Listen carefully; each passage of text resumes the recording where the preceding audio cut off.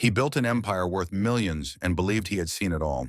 But one evening, hidden behind the door of a care home, the CEO overheard a young nurse singing to his frail father. And in that moment, his life changed more than in any boardroom deal. The private care home stood quietly on the edge of town, a red brick building softened by ivy and the faint smell of eucalyptus that clung to the hallways. Room 12 was dim that afternoon, the winter sun struggling to squeeze through the frosted window. Inside, George Hart, once a strong and precise civil engineer, now sat hunched in an armchair with a blanket draped over his knees. His hands trembled when they weren't resting against the wooden arms of the chair, and his gaze often wandered, caught somewhere between memory and the sterile present.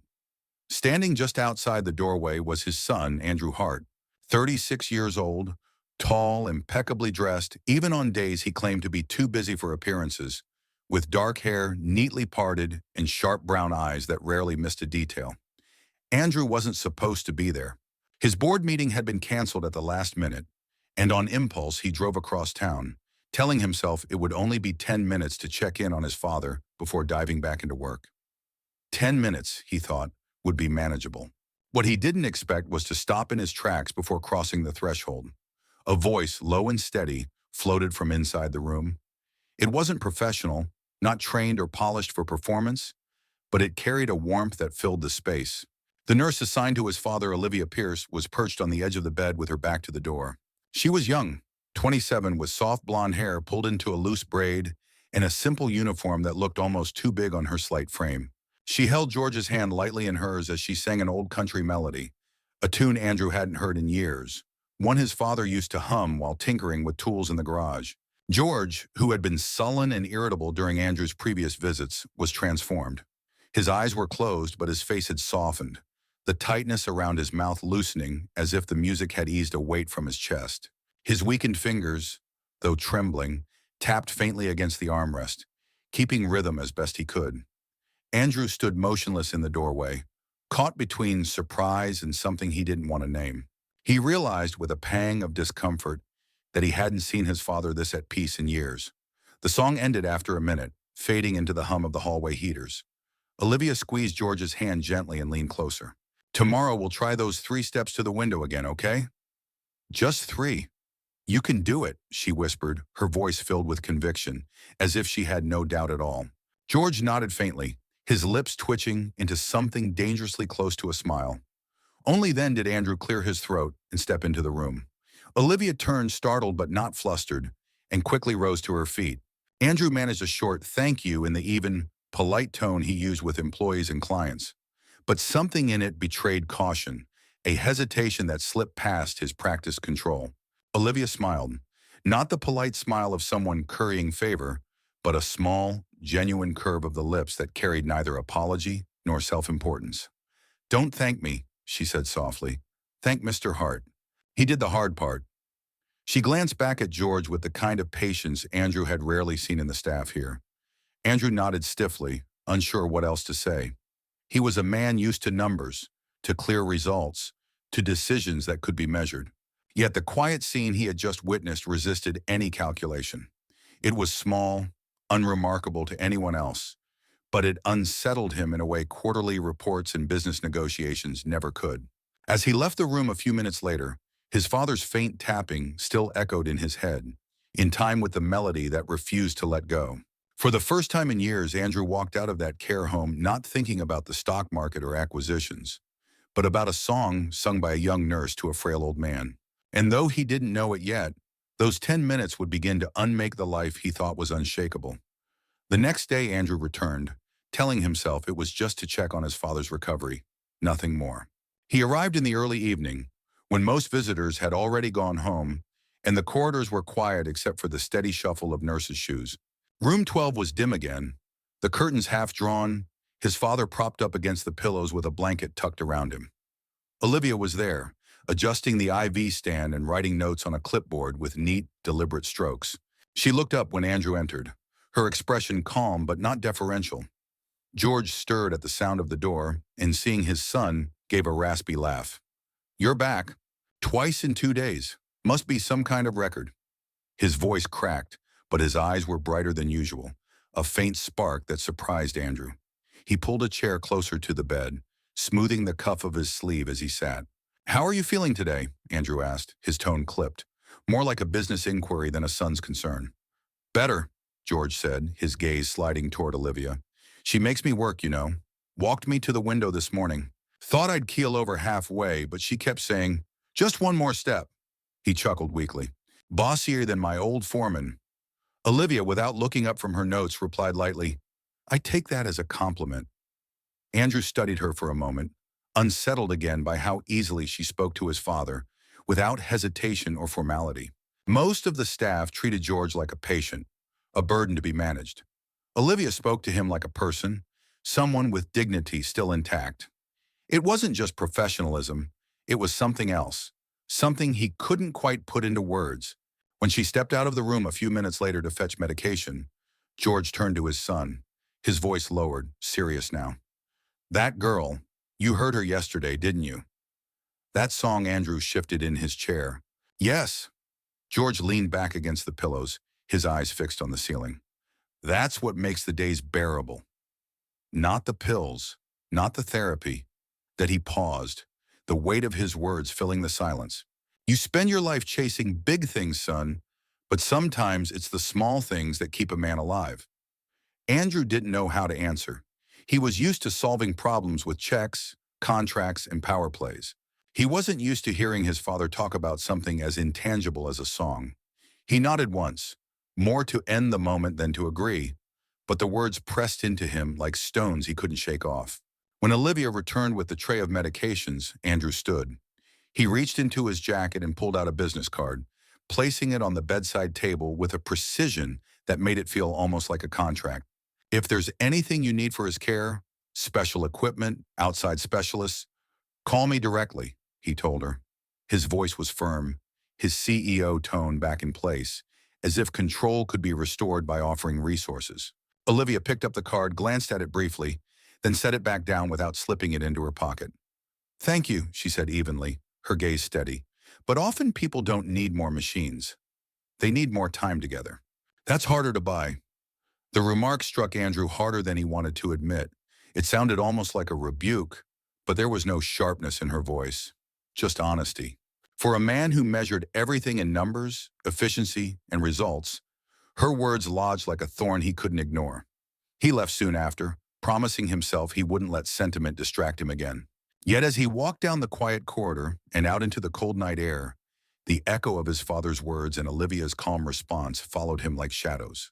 He told himself it was just a passing impression, but deep down, he already knew those 10 minutes had shifted something he couldn't name. Over the following week, Andrew found himself returning to the care home more often than he had in years. At first, he justified it as responsibility.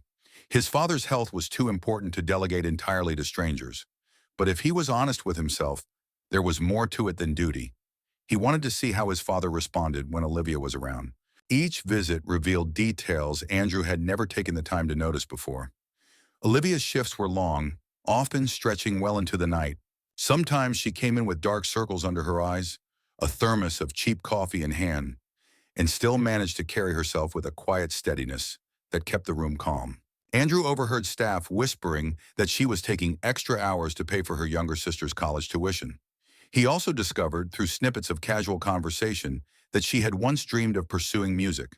She had sung in a church choir, even auditioned for a conservatory. But her mother's illness and the debts that followed forced her into a different path. "Music doesn't pay bills," she had told one of the orderlies, though she said it with a rueful smile rather than bitterness. Andrew would never have known any of this if he hadn't started staying longer, asking quiet questions, or simply watching the way she worked. Olivia had a method that didn't look like a method at all. She treated his father as though every small act mattered. She would hand George his cup of tea but wait for him to hold it himself, encouraging him with a patient nod, even when the liquid sloshed dangerously near the rim. She taught him to button his own shirt, even if it took 10 minutes for a single button. And when she brought in a portable keyboard from the activities room, she coaxed him into pressing a few keys, praising each clear note as though it were a triumph. Andrew was used to numbers, quarterly results, towering deals worth millions. He was not used to measuring success in one button fastened, or in the shaky notes of an old waltz. But slowly, he began to wait for these moments. Each time he saw his father lift his chin with a spark of accomplishment, Andrew felt something shift inside him. It wasn't pride in the usual sense. It was something smaller, quieter, but deeper. One afternoon, while Andrew lingered in the hallway, he overheard two orderlies complaining in low voices. "Pierce is too demanding," one muttered, "always insisting we keep proper charts, follow schedules to the minute. Thinks she's in charge of the place." The other snorted in agreement. Andrew almost stepped in to silence them, but instead he stayed where he was, unseen, listening. He found himself smirking, not at their words but at the irony. He knew that kind of determination. In his own world, people like Olivia were the ones who lifted entire organizations, even if no one gave them proper credit. Later, when he entered his father's room, he found George trying to pick out a melody on the keyboard, his fingers clumsy but persistent. Olivia sat beside him, clapping softly to keep rhythm. When George finally managed to play three notes in sequence, she let out a cheer that made him laugh, a sound Andrew hadn't heard in years. Andrew stood in the doorway, watching the two of them, and for the first time in a long while, he felt something unfamiliar. Not control, not power, not responsibility.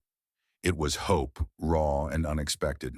And it came not from machines or specialists or the endless money he poured into treatments, but from a young woman with tired eyes and a patient voice who believed that small victories mattered. That night, as Andrew drove back to his glass-walled apartment in the city, the laughter he had heard in room 12 echoed louder than the hum of the engine. It unsettled him. He told himself he was only observing, only making sure his father had the best care. But deep down, he already knew that what was happening in that small room could not be bought, and it was changing him in ways he wasn't ready to admit. It happened on a cold, winter evening, when the hallways of the care home were unusually quiet, the kind of silence that carries a warning. Andrew had been at the office late, reviewing a stack of contracts, when his phone buzzed with a message from the facility. "Your father experienced a fall. Stable now. Nurse attending." His heart lurched in a way it hadn't in years, and before he could second-guess himself, he was already in the car, the city lights blurring past as he sped toward St. Evans. When he arrived, the staff directed him to a different wing. His father had collapsed in the shower, a brief blackout that left everyone shaken. In the observation room, Andrew found George lying in bed, pale but awake. Sitting beside him was Olivia, her posture tense but steady, her hands folded in her lap as if bracing herself for another round of questions. She had stayed by his side since the incident, refusing to leave.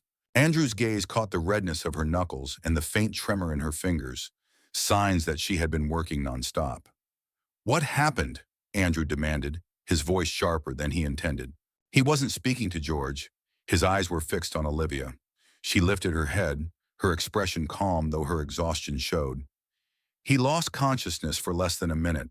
I stabilized his vitals, called the attending physician immediately, and demanded an EEG and full monitoring. He's in observation now, where he should be." "He's stable." Andrew felt the tight coil of fear in his chest unwind slightly, but it quickly shifted into anger, the kind that came from helplessness. Why wasn't I called the second it happened? Where was the duty nurse? Why wasn't the protocol followed within the minute? His voice rose, sharper, colder, every word like the bark of a command. Olivia didn't flinch.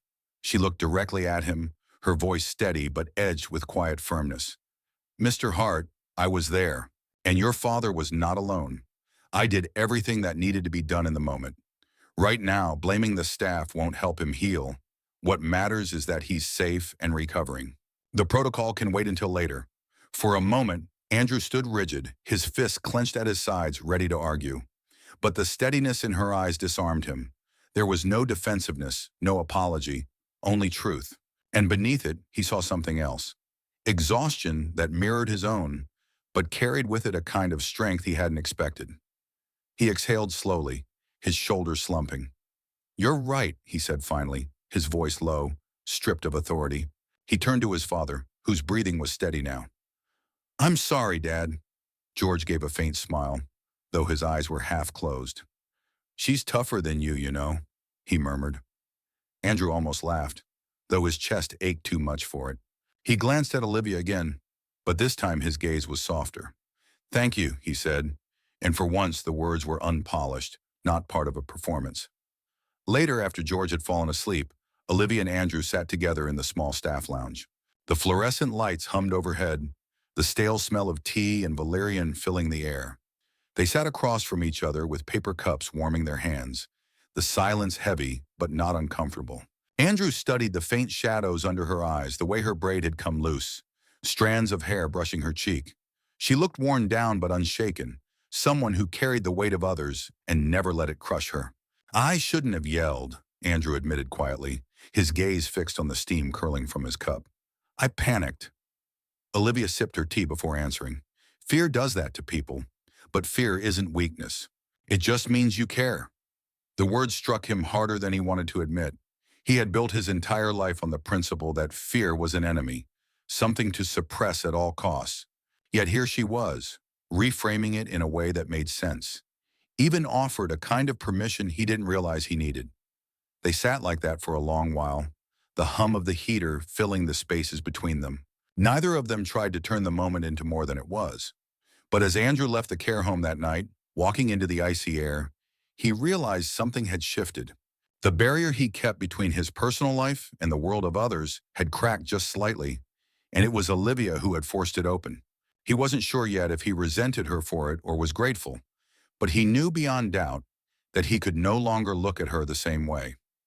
A week later, Andrew found himself back at St. Evans during what was supposed to be a routine visit. But the mood in the building was different.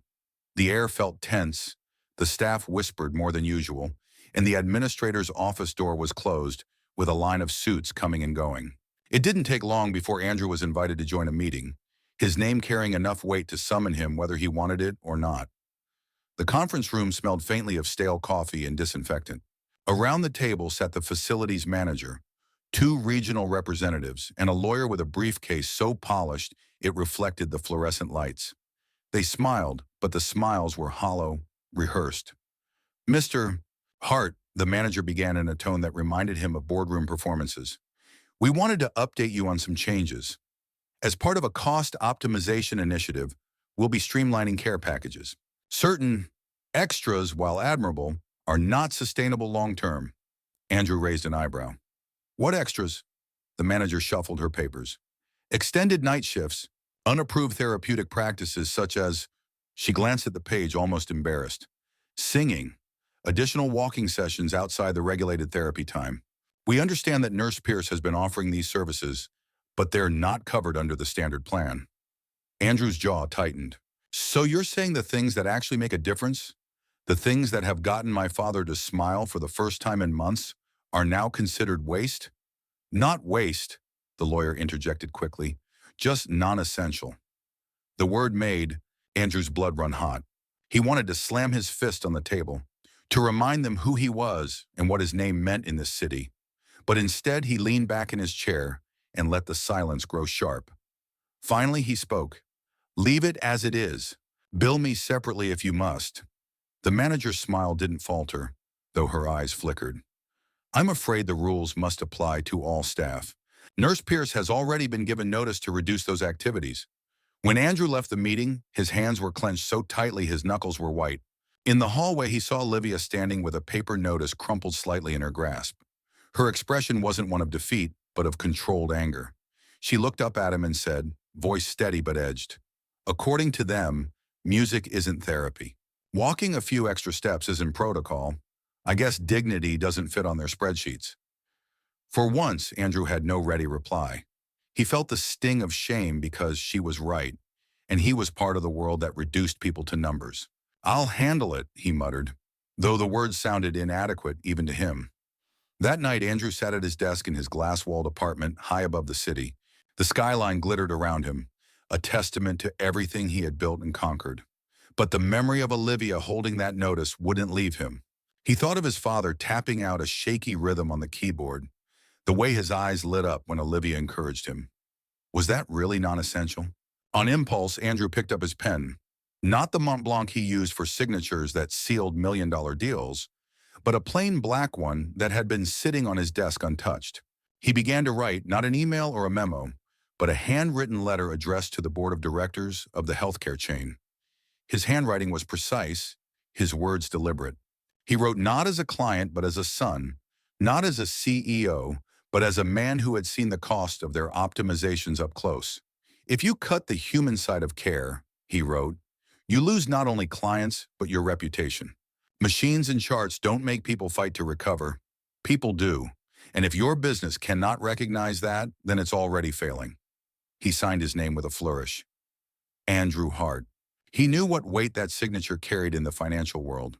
Tomorrow his lawyers would deliver it, and the board would understand that this wasn't a complaint they could ignore. As he set the pen down, Andrew leaned back in his chair, staring out at the city lights. For the first time in a long time, he wasn't thinking about numbers or profit margins. He was thinking about his father's fragile smile, Olivia's steady defiance, and the quiet truth that some things could never be measured on a balance sheet. And for reasons he couldn't fully explain, that truth mattered more than any deal waiting on his desk. The fight with the board dragged on longer than Andrew expected. Legal letters were exchanged, meetings postponed, and statements filled with carefully crafted phrases like efficiency metrics and care standardization. But while the executives argued over budgets and reputations, life inside Room 12 continued, with its own fragile rhythm. George was recovering slowly, his steps still uncertain but steadier with each passing week. And Olivia, in spite of the scrutiny, carried on as if the notice in her drawer had never been delivered. She sang softly while checking his vitals, coaxed him into lifting a cup on his own, and insisted he press at least a few keys on the piano each day. One evening, Andrew arrived unannounced again, his tie loosened from a day that had run too long. As he stepped into the room, he froze at the sight before him. His father sat upright at the piano, his left hand fumbling across the keys, trying to shape a simple waltz. The notes were uneven, often discordant, but Olivia was beside him, whispering the count. 1, 2, 3, 1, 2, 3. She clapped softly, keeping him steady. For a moment, George managed 4 or 5 bars without faltering. His face lit up with something Andrew hadn't seen in years, a spark of triumph. Then the rhythm slipped. A sour note broke the flow, and George's frustration flared. He hit the keys too hard, the sound jarring in the quiet room. "Damn it," he growled, pulling his hand back. Olivia didn't flinch. She reached over and placed her hand gently on his, her voice firm but tender. "You can be angry. That's allowed. But you don't get to quit." Her eyes held his, steady, unwavering, until George exhaled and gave a small, reluctant nod. Andrew stood there, struck silent. He had watched countless negotiations collapse when tempers flared, seen executives storm out of boardrooms, seen deals fall apart because pride won over patience. Yet here was a young nurse, speaking to his father with a kind of authority that demanded not surrender, but resilience. It unsettled him, but it also fascinated him. Later that evening, after George had fallen asleep, Andrew lingered by the window while Olivia tidied the room. The shadows from the lamp stretched across the floor, and outside the city lights flickered in the distance. She glanced at him, then back at the chart in her hands. "He's stronger than he thinks," she said quietly. Andrew turned to her, studying her expression. "You've invested more in him than anyone here." "Why?" She hesitated for a moment, then set the chart down and leaned against the wall, folding her arms. "Because I know what it's like to feel powerless. When my mother was dying, I watched her slip away while the doctors spoke in terms I barely understood. We couldn't afford the treatments she needed. I sang to her every night because it was the only thing I could give. After she passed, there were debts I couldn't climb out of. Music school was out of reach. So I studied nursing. At least that way, I could use both my hands and my voice to make a difference. But sometimes," her lips curved in a tired smile, "sometimes it feels like I'm just noise in the background of everyone else's lives." The confession caught Andrew off guard. He wasn't used to people speaking so plainly to him, especially not people who worked in institutions he funded or controlled. Most filtered their words, careful to please, afraid of offending. But Olivia didn't. She gave him the truth without varnish, as if she expected nothing in return. Andrew stepped closer, his voice lower than before. "If there's one thing I know how to do, it's cut out the noise. And I can tell you, what you're doing here is anything but background. You're the only one who's made my father want to fight again." She looked at him, her eyes searching his face as though testing his sincerity. "You talk like a man who solves everything with influence. But this isn't a boardroom, Mr. Hart. I don't want favors. If my methods are worth something, they need to stand on their own merit, not because your name bought them a place.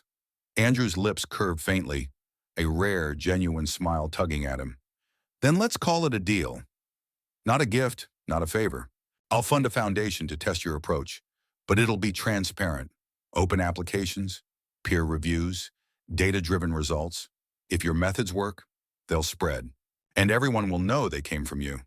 Olivia raised an eyebrow, clearly skeptical, but she didn't dismiss him outright. A foundation? She repeated.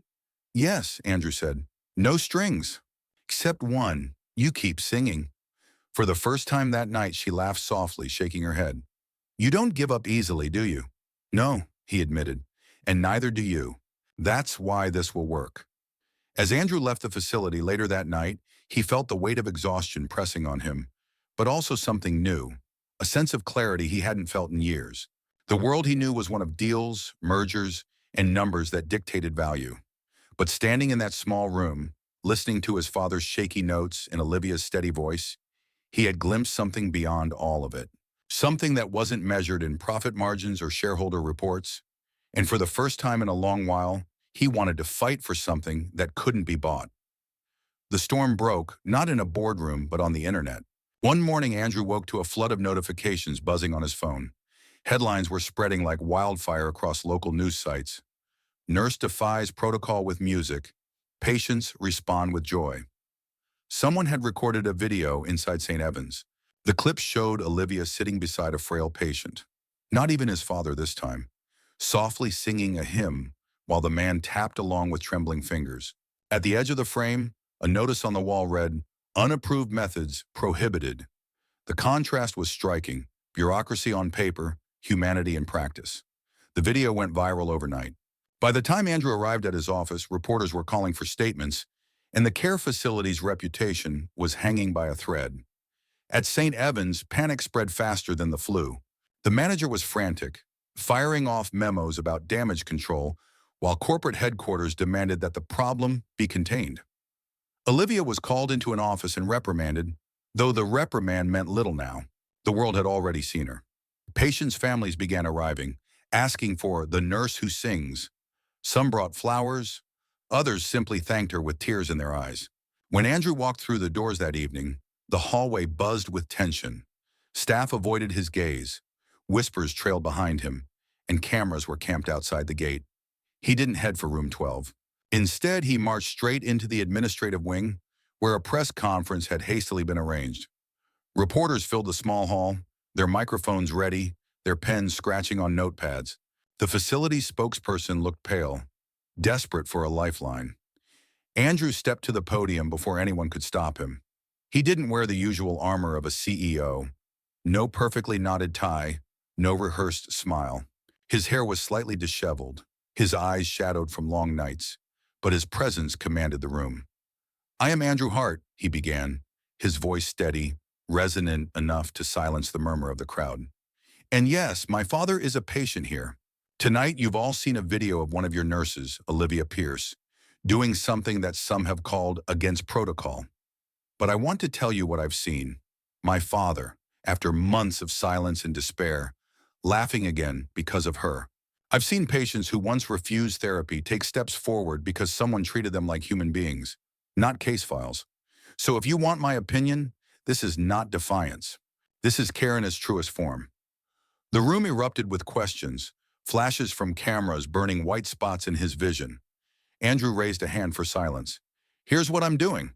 I am creating a foundation, voice beside, dedicated to training caregivers in the use of music, rhythm, and personalized engagement as therapy. This program will be available free to any facility that wishes to adopt it. And St. Evans has a choice. Either embrace this change or watch the world move past you. If you choose to adopt the program, my company will fund your modernization." In full gasps spread through the room. The statement wasn't just bold, it was a challenge. The corporate lawyers and administrators who had been scrambling to contain a scandal now faced a tidal wave of public approval for something they had tried to suppress. Social media lit up within minutes. Hashtags about voice beside trended. Families of patients poured out support, and even healthcare professionals weighed in to validate the benefits of music and dignity in treatment. Back in the hallway, Olivia watched from a distance. She hadn't expected him to speak, much less to stake his reputation on her small acts of kindness. When their eyes met across the crowd, she shook her head slightly, half in disbelief, half in awe. Andrew, for once, didn't try to mask his expression. He simply let her see the truth, that this wasn't about him swooping in to play the hero. This was about amplifying what she had already begun. Later that night, as the building quieted down and the cameras left, Olivia found Andrew standing outside under the cold winter sky, his breath fogging in the air. "You didn't have to do that," she said, her voice low but certain. "Yes, I did," he replied, "because you're right. Machines and numbers aren't enough. People need more. My father needs more, and so does every patient in this place." He paused, then added softly, "You gave him something I couldn't." It's time the world recognized that for the first time since they had met, she didn't argue. Instead, she let the silence hang between them, filled not with tension, but with an unspoken acknowledgement. Something had shifted forever. Neither of them knew exactly what would come next, but both understood that the old order, the rules, the protocols, the definitions of what was essential had just been broken. And out of that break, something new was being born. Spring arrived with a quiet kind of triumph, the kind that doesn't shout but lingers in the details. Cherry trees blooming in the courtyard of St. Evans, patients walking outside with steadier steps, and the sound of music drifting down the halls, not as an accident, but as part of the daily rhythm. The old common room had been transformed into a bright studio. The piano had been tuned until each note rang clear, and colorful charts were pinned to the walls, outlining song time, rhythmic exercises, and steps to window. Olivia oversaw it all, moving from patient to patient with calm authority, training other staff not just in procedures but in presence. For the first time, her methods weren't just tolerated, they were celebrated. George Hart, though still frail, had regained strength that no one expected. One afternoon, Andrew walked with him slowly down the corridor, his father's hand gripping his arm for support. They paused by the studio door, where laughter and clapping spilled out. George looked up at his son, his voice gravelly but firm. "You made this happen?" he asked. Andrew shook his head, smiling faintly. "No, she did. I just cleared the noise so people would hear her." Inside, Olivia began the familiar song she had once sung in secret, her voice steady and warm.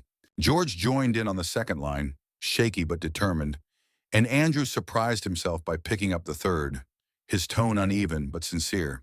For a moment, the three voices wove together, imperfect yet whole, filling the room with something stronger than melody: belonging. The voice beside Foundation spread faster than Andrew could have predicted. Within 6 months, 10 facilities had adopted the program, each reporting reduced anxiety among patients and improved morale among staff.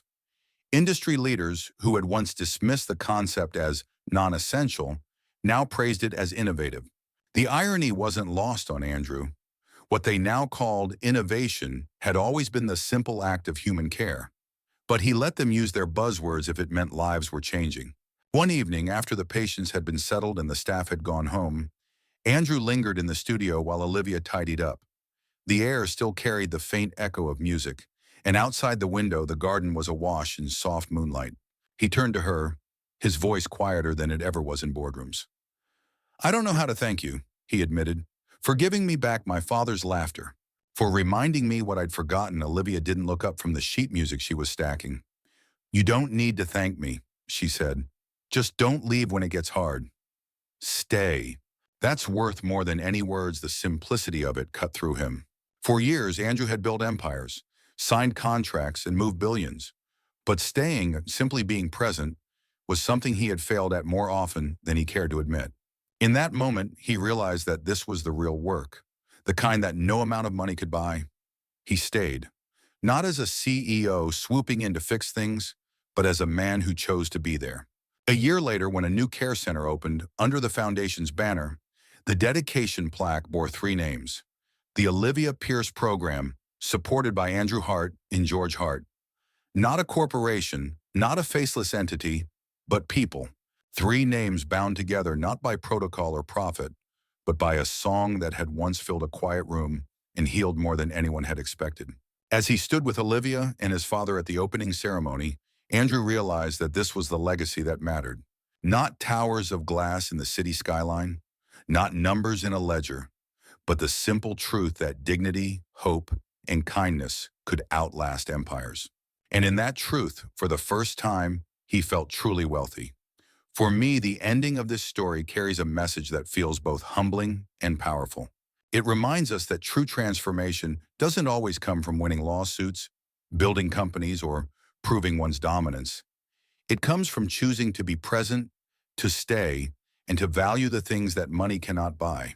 Andrew's wealth and influence mattered less than the simple fact that he allowed himself to listen, to change, and to recognize the extraordinary in someone others might overlook. What I especially appreciate is that Olivia is not portrayed as a damsel saved by a millionaire.